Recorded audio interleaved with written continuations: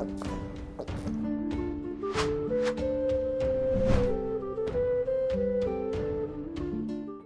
Moin, hallo und herzlich willkommen zu einem neuen Video hier auf meinem Kanal. Und heute gibt es hier eine Runde Shakes and Fidget. Ja, in meinen 1000 Folgen Shakes and Fidget Special hatte ich ja angesprochen gehabt, dass ich auch unter anderem ein Dungeon-Gegner werde. Und zwar werde ich in die Dauerschleife der Idole eingetragen. Und ja, wann das Ganze passieren wird, kann ich euch jetzt so pauschal noch gar nicht so genau sagen. Auf jeden Fall in nächster Zeit. Und ja, ich wurde auch gefragt, welche Klasse ich haben möchte und welche Waffe ich in diesen Dungeon tragen möchte.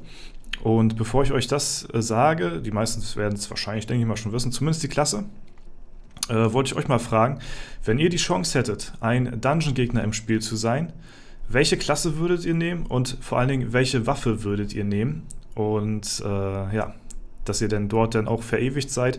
Und ja, diese Entscheidung habt ihr dann nur einmal und dann bleibt das dann quasi für immer denn so in diesem Dungeon. Das würde mich mal ganz gerne interessieren. Und was ihr auch zu meinen Entscheidungen jetzt sagen werdet, welche ich getroffen habe. Denn mir wurde unter anderem die Auswahl zugeteilt, dass ich mit euch quasi besprechen kann, welche Klasse ich nehmen soll und welche Waffe ich auswählen soll in dem Dungeon.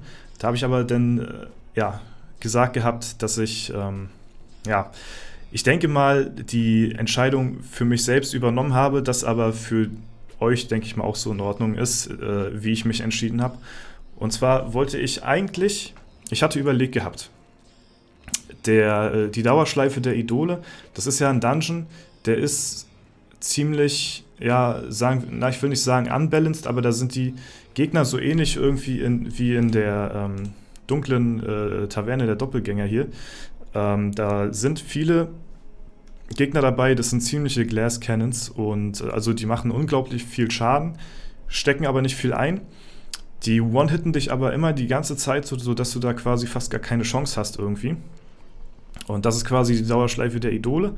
Da hatte ich mir gedacht, im Late Game ist es eigentlich recht ratsam, einen Krieger zu nehmen als Dungeon-Gegner.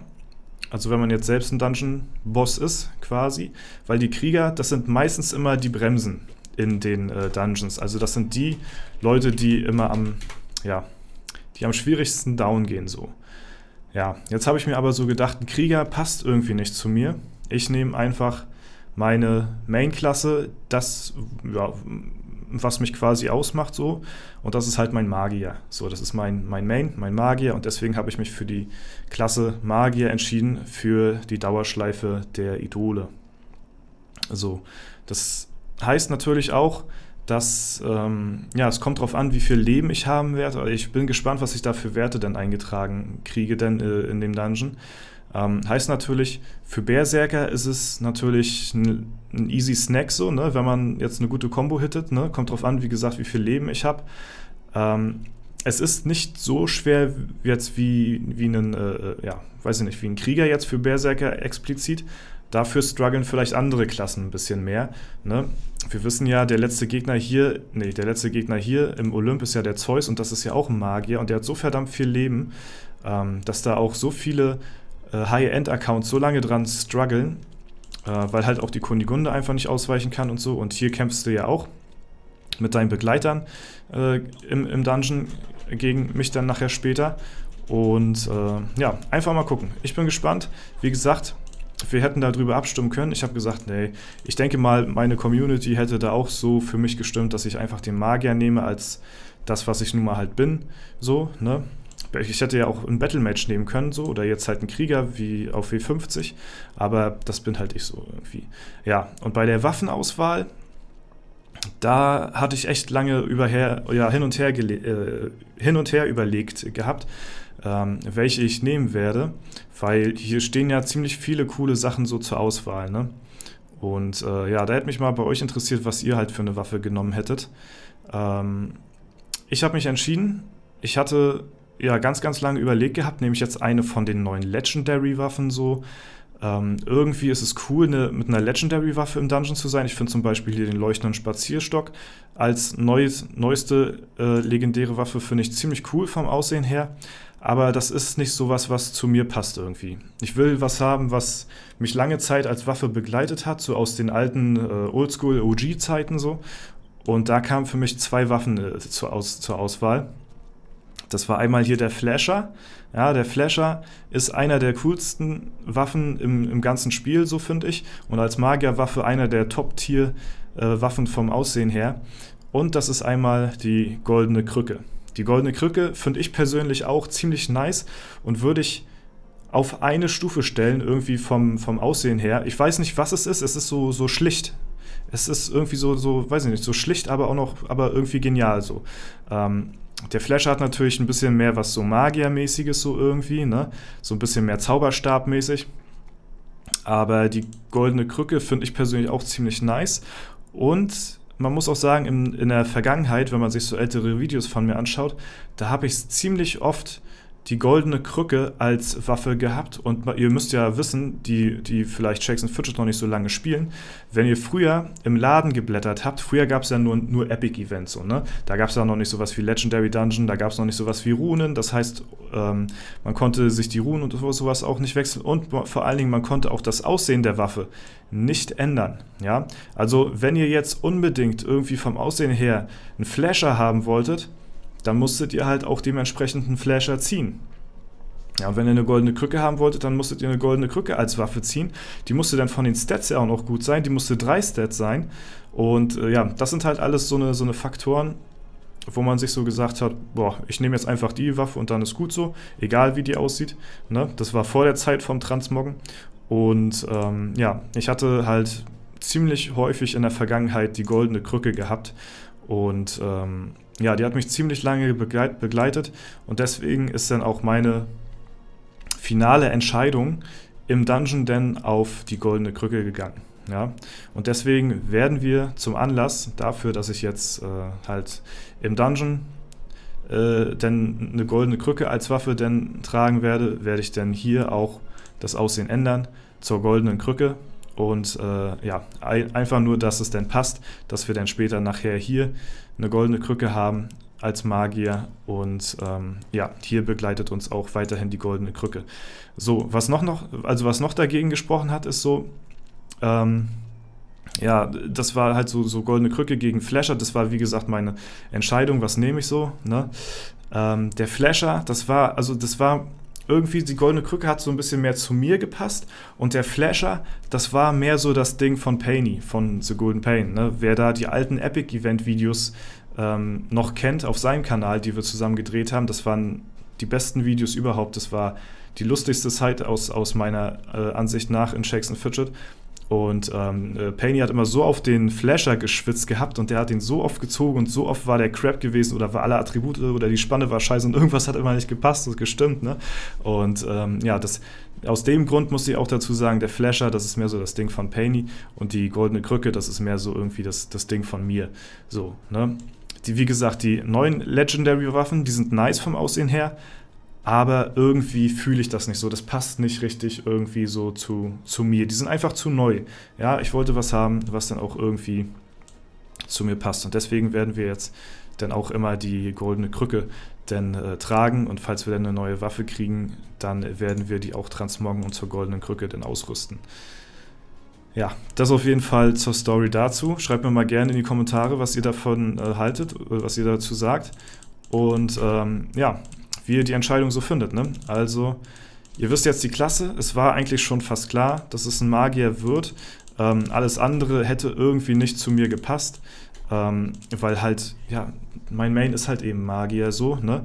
Obwohl ich persönlich gesagt hätte, ein Battle Mage oder ein Krieger wäre im Dungeon irgendwie cooler gewesen, weil die vielleicht ein bisschen schwieriger gewesen wären, so für die Allgemeinheit.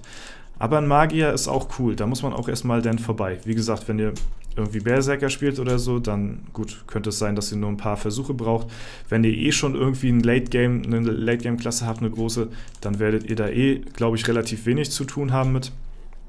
Oha, ja, nice. Ja, und deswegen weiß ich nicht, mal gucken. Ich bin mal gespannt, wie schwierig das wird. Auf meinem Main bin ich ja hier schon lange durch mit der Dauerschleife der Idole. Auf dem Battle Mage brauche ich zum Beispiel noch ziemlich lange dafür, weil der Battle Mage ist halt einfach nicht die geeignete Klasse für die Dungeons und vor allen Dingen für diese Art von Gegner hier, die unglaublich viel Schaden machen, aber nicht viel einstecken. Diese Konstanz vom Battle Mage, die ist halt einfach nicht so... Die ist halt einfach nicht gut in den Dungeons und gegen die Dauerschleifen-Gegner hier auch nicht gerade sehr cool. Und ja, den haben wir aber besiegt. Das ist sehr nice, das freut mich. Der sah auch schon gut aus. Und dann gucken wir mal, was die nächsten Gegner noch so sagen. Dann kommen wir vielleicht ein bisschen besser noch zu, oder sind wir ein bisschen weiter, wenn es dann nachher zu mir geht. Ich glaube, das ist auch ein Battle Mage hier. Musste einer sein. Ja, da sieht's, okay. Da sieht es schon wieder ein bisschen schwieriger aus, da könnte die Kunigunde ein bisschen reincarryen, aber ich weiß nicht, das ist, glaube ich, auch noch nicht ganz so machbar. Wie gesagt, ich hatte ziemlich krass gestruggelt, auch auf meinem Main mit den Gegnern. Ich weiß nicht, kennt ihr noch, könnt ihr auch mal in die Kommentare schreiben, kennt ihr noch die Projekte? Hier so Mission Spieletrend oder sowas oder Mission, was weiß ich, wer noch alles da drin war. Die ganzen Gegner, die wir damals vor uns hatten hier in der Dauerschleife, da, ja wie gesagt, da gab es ja alles, dieses neue Schnickschnack und so gab es ja noch gar nicht. Da hatten wir uns Damage-Equip gebaut. Ja, also wer sich an die Zeit noch erinnern kann, das ist eigentlich gar nicht so lange her. Da hatten wir uns aus dem Waffenladen, weil halt wirklich die beste Strategie ist Damage, Damage, Damage, weil die allen immer gewone-hittet haben, musste man noch mehr Damage machen als die und darauf hoffen, dass man ja die vorher besiegt, bevor sie einen besiegen. Und deswegen war es nicht ratsam, hier auf Ausdauer zu gehen und auch nicht ratsam, 3-Stat-Waffen zu haben. Deswegen habe ich mir im Waffenladen normale Waffen damals rausgesucht gehabt mit einer fetten Spanne und als Hauptattribut halt eben Intelligenz. Die haben wir uns gekauft und haben sie dann ausgerüstet und haben dort auch noch einen Intelligenzstein reingesetzt. Da gab es noch keine Legendary-Steine. Das waren ganz verrückte Zeiten. Und das gleiche für meine Begleiter auch, ja. Das heißt, was das für ein Struggle gewesen ist, ne? Das heißt, ich musste wieder eine gute Waffe finden, habe die wieder gekauft, musste die dann ins Klo schmeißen, in der Hoffnung, dass eine Kriegerwaffe rauskommt mit auch noch Stärke-Attribut. Das war so random, weil ja auch noch Intelligenz und Geschick rauskommen kann. Das war so verdammt schwer, das zu kriegen. Und dann das gleiche Spiel nochmal für Marquardt. Da musste ich dann nur nochmal eine normale Waffe finden mit einer guten Spanne und halt Intelligenz als Ausdauer. Musst du aber auch erstmal finden, so, ne? Und die brauchst du aber dafür dann nicht umwandeln. Und das Ganze für die Kunigunde dann auch nochmal. Nochmal eine Waffe raus, zack. Ja, nochmal ins Klo geschmissen und hoffen, dass eine Geschickwaffe rauskommt. Ja, oder halt eine Kundschafterwaffe mit dem Attribut Geschick. Und da dann auch eine geile Spanne drauf zu kriegen und dann auch aus der Mine das Glück zu haben, dass man für die Kunigunde einen Geschickstein dann auch noch nimmt und für den Bertram dann auch noch einen Stärkestein. So, und so haben wir es dann geschafft nachher. So war die Mission dann erfolgreich, ja, kleiner Spoiler, ne, aber ist ja klar, ja, sonst wäre ich ja jetzt noch nicht durch.